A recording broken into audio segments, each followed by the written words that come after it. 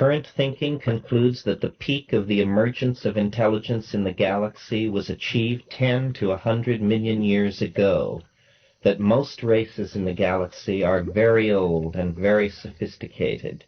We cannot expect such races to appear with a trumpet blast over every city on Earth. Such an entry into history is tantamount to crashing into someone's house completely unannounced, hardly the sort of thing that one would expect from a subtle and ancient galactic civilization. Rather, they have always been here, or rather, their presence has always been here in the hallucinogens. When we understand this on our own, we will be signaling to them that we are now ready for the contact. We can send that signal only by following the instructions of the seeded genes and building the necessary apparatus. When that is done, somewhere in the galaxy, lights will flash the message that yet another of the millions upon millions of seeded planets in the galaxy has achieved the threshold of galactic citizenship. Current estimates are that even in a galaxy teeming with intelligence, such a threshold is passed by an intelligent species only every 100 or 1,000 years. It is a joyous moment even for the galactarians. If such a speculation has any validity at all, then its very articulation signifies the final moment of the pre-contact phase, and signifies also the pressing need to attempt to explore the psilocybin trance and to understand the role that Stropharia cubensis is playing in the psychology of the human species. Recently, a new light has been thrown on the phenomenon of voices heard in the head and the role that they may play in the evolution of consciousness. Julian Jaynes of Princeton has written a most provocative book, The Origin of Consciousness in the Breakdown of the Bicameral Mind. Jaynes uses 445 pages to lay out his ideas concerning the role that hallucinations, especially audio hallucinations, have played in the structuring of mind.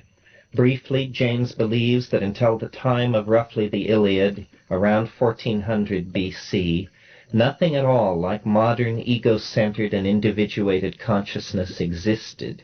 Instead, he argues that people behaved like automata, or social insects, unconsciously going about the tasks of the hive.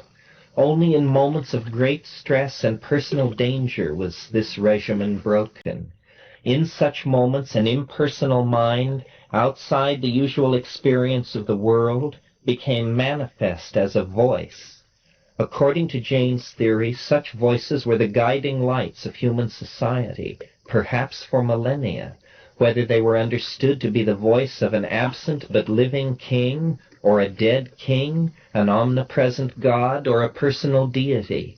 Migrations and the breakdown of the cultural insularity of the early human civilizations brought an end to man's relations to the bicameral mind, which is Jaynes' term for the cybernetic godlike presence felt behind the hallucinated voices.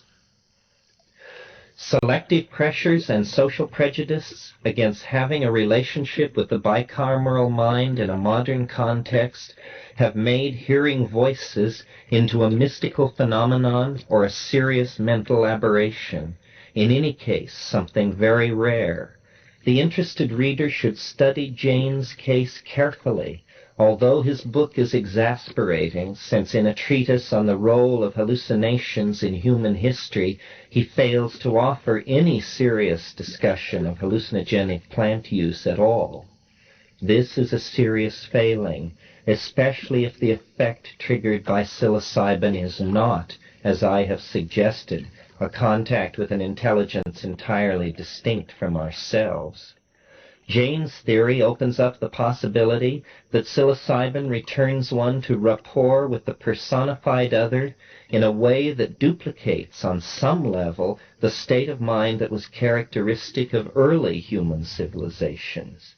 It is reasonable to suggest that a voice in the head, interpreted by ancient man as a god, might be interpreted by a naive modern person as a telepathic contact with extraterrestrials.